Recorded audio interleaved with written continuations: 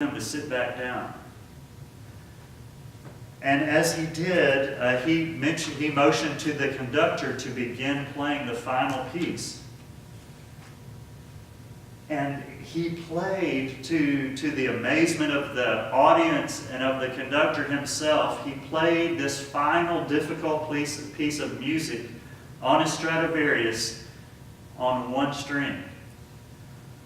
And at the end of the piece, he held up the violin and he announced, Paganini and one string. And Swindoll closes that story with this. He said, "This may shock you, but I believe the single most significant decision I can make in a day, on a day-to-day basis, is my choice of attitude. It's more important than my past, my education, my bankroll, my successes or failures, fame or pain, what others think about me or say about me, my circumstances, my position. Attitude is that single string that keeps me going or cripples my progress, that alone fuels my fire or assaults my hope. When my attitudes are right, there's no barrier too high, no valley too deep, no dream too extreme, no challenge too great for me." And I want to close with this. If attitude is such a powerful thing, how do we keep this attitude? How do we keep the attitude that helps us become like Christ? How do we keep this attitude? One is we talk to the one who changes the attitude. We talk to the one who changes attitudes. There's many things that we can do that are so beneficial for our attitude. Getting around those people that have the right attitude, have positive attitudes, that's great.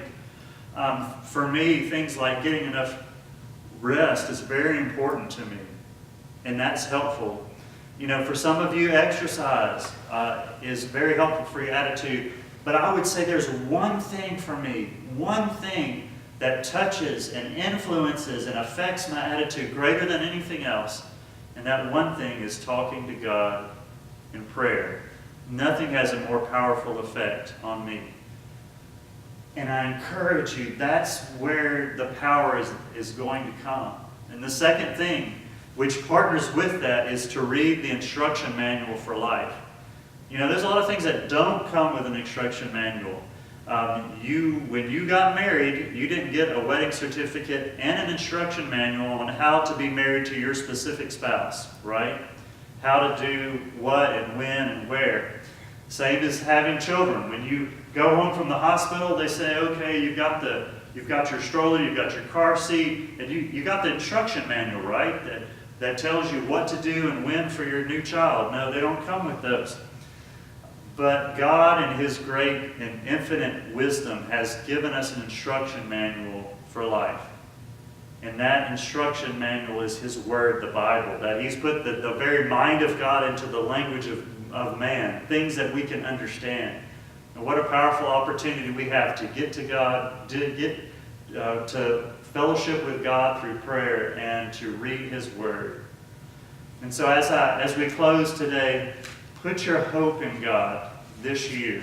This year can be different when you put your hope in Him. And as you put your hope in Him, may you find that attitude molds, that your attitude changes, that you become more like Christ, and it influences those around you. If you bow your heads, please, let's go to the Lord in prayer.